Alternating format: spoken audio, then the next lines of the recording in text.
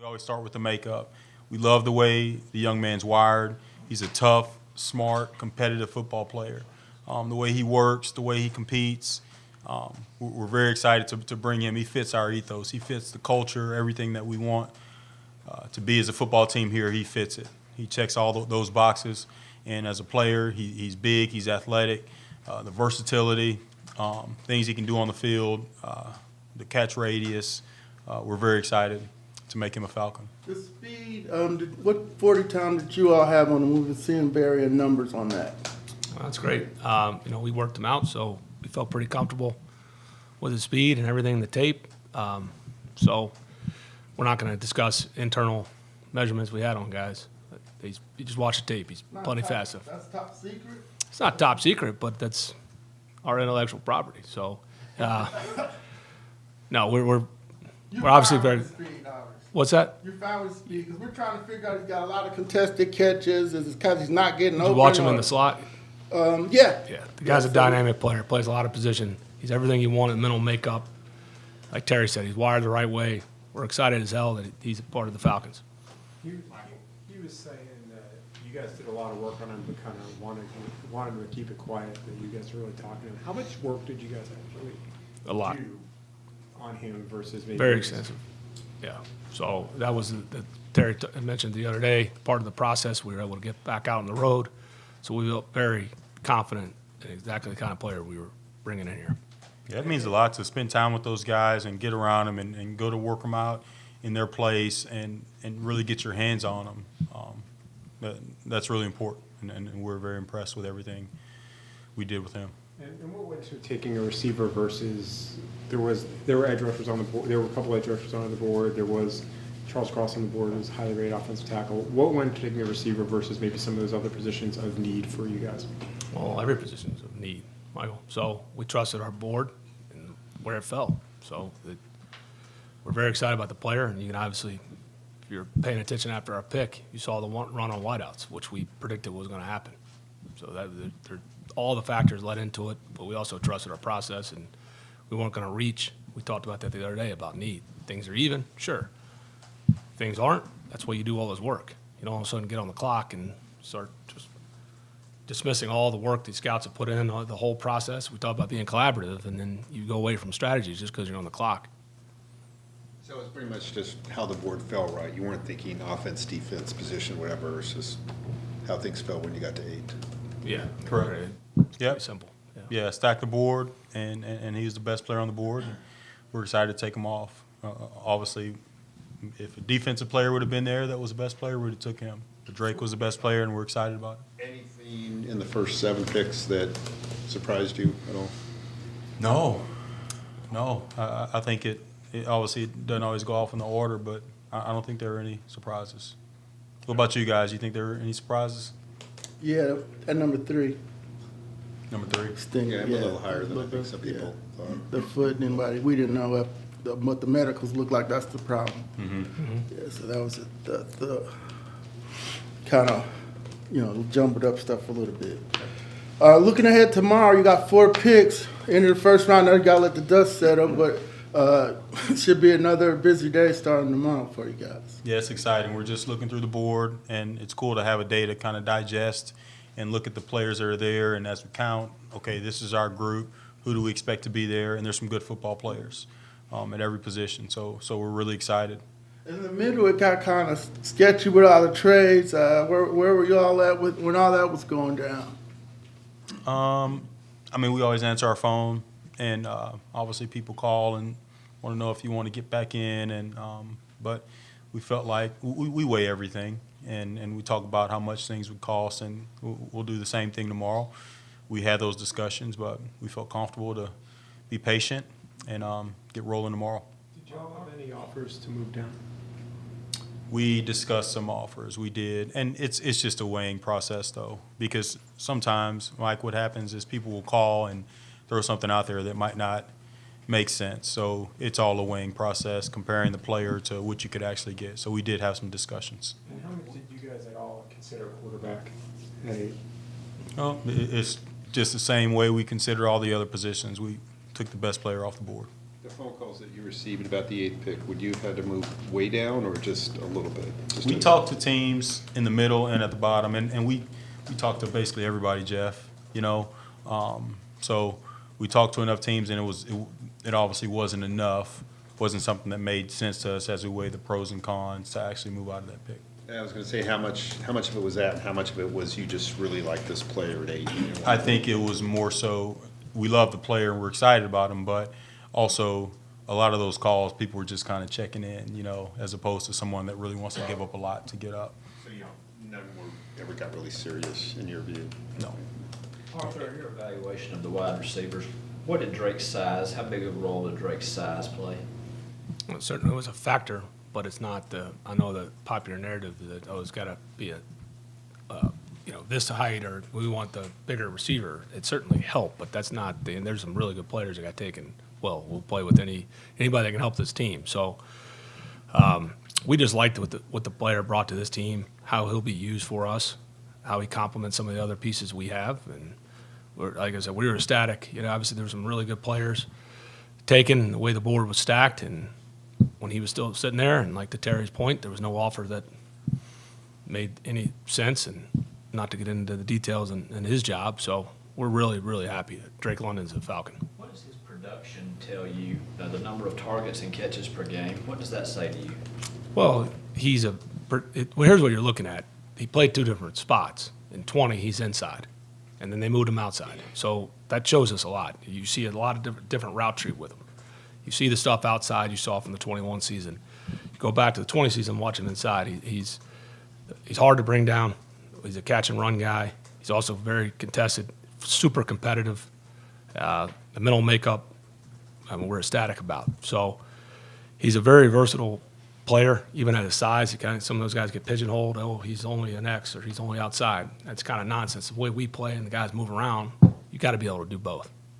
The competitor sticks out so much. When y'all watch the tape, try to find some plays of him going out of bounds. When he's near that sideline, he's a physical player. He's gonna lower his hat even if it's for another inch, but he's not running out of bounds. He's fighting for and the player, he's one of those guys that we enjoyed our meetings with him, but you don't even have to meet him and you know that he loves ball and he's passionate and all those things when you just put on the tape and see the way he plays the game. So that's why we're so excited. You talked about the run of wide receivers, and I think there were 3 in a row Right. after the tackle.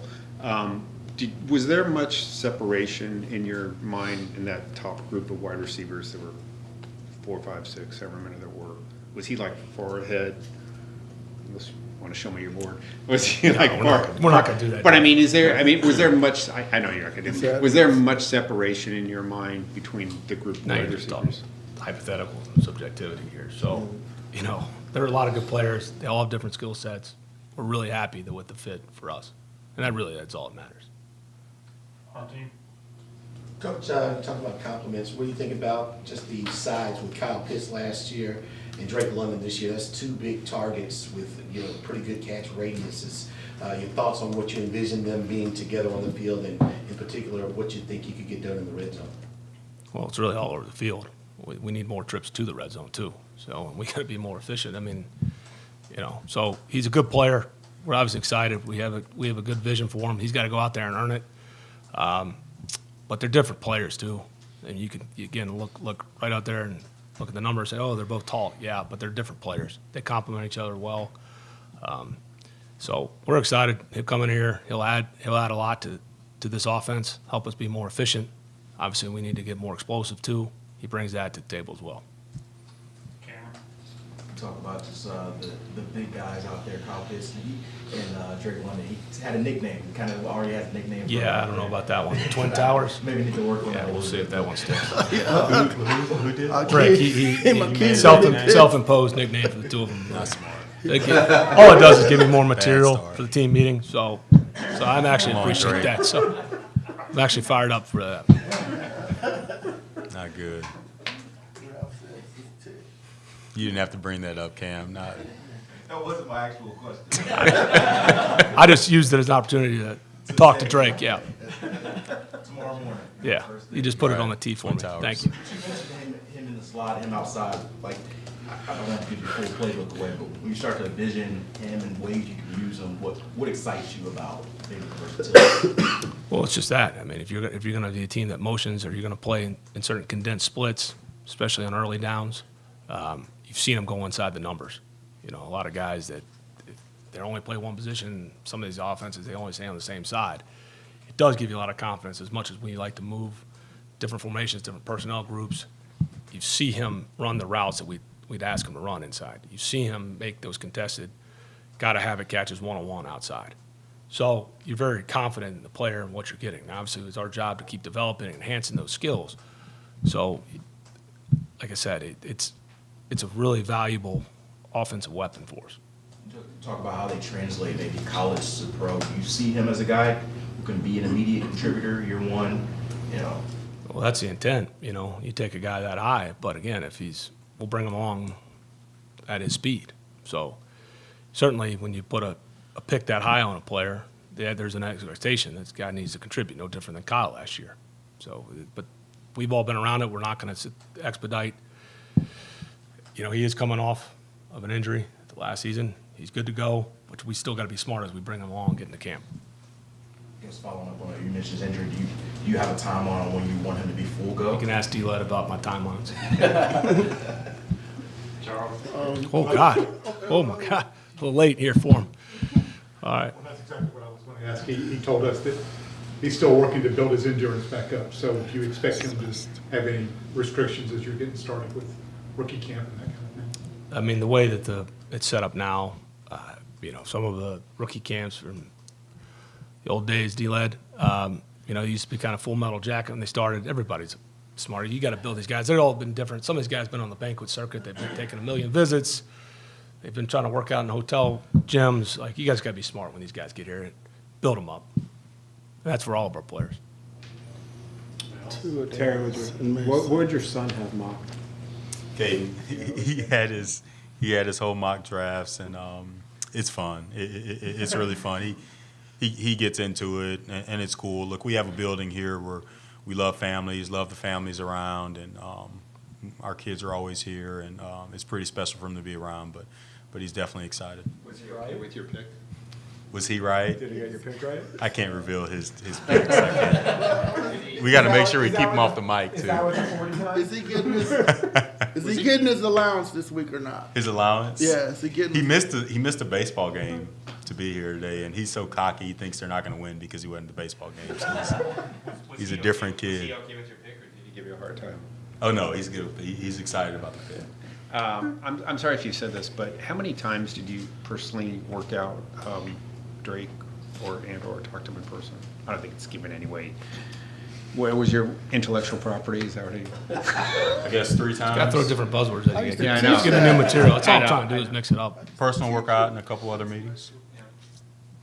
And I'm sorry, were you Yeah, go sold ahead. like right away that this could be your guy, or did Yeah, it take a while? Yeah, the entire process. No, we liked him the entire process from the meetings, February meetings with the scouts. Everybody loved him.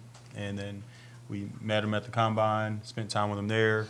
We went out, had a personal workout, spent time with him, talked to him a lot. And he checked all the boxes. Can't worry about what other teams are doing, but after you guys took Drake, there was a run on wide receivers. What did you make of that section of the draft? Yeah, I think we kind of expected it. Arthur brought it up, and we kind of predicted that probably was going to happen. There was going to be a little run on those guys. That's kind of how it happens. The defensive guys went, and there's a run on receiver. So I think we kind of expected that. You guys have both kind of touched on this a little bit, but when we talked with Drake, he really stressed he wants to earn it and nothing given to him. Did you guys get that sense anytime you talked with them, and then the due diligence you did? Do people kind of match that up with what he said to you guys? Yeah, no doubt. That's who he is, and you guys will be around him a little bit. And when you're around him, you'll see that. When we're around him, we see that.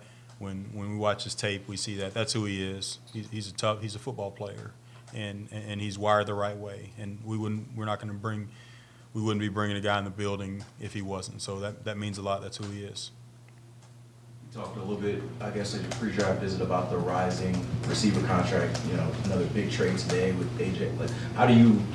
Well, you guys love Drake London, obviously, but the receiver value as a whole, how much does that play in drafting him tonight? Well, he was really the best player on the board as it came off. So like we said, all those things are always factors. But for us, we stayed true to the board, and he was the best player on the board when we took him. Anything else? Did anything surprise you tonight, even after you guys played?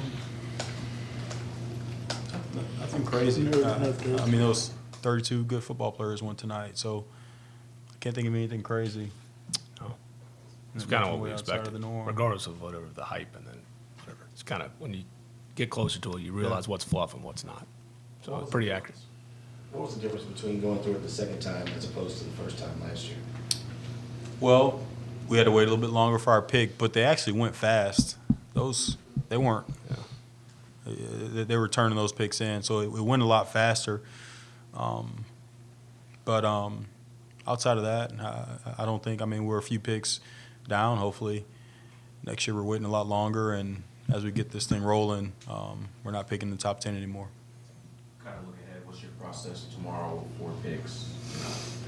Yeah, so we basically have the players stacked, and we'll sit down and go through them and really talk about our stack, and we'll make those phone calls like we always do with the teams in front of us and the teams behind us, and gather that information, and because it's all a weighing process. And so we're making a decision on, okay, these players are going to be there, these are players we expect, but let's weigh what it will cost to go up and what we'll gain to come back, and just weigh all that out.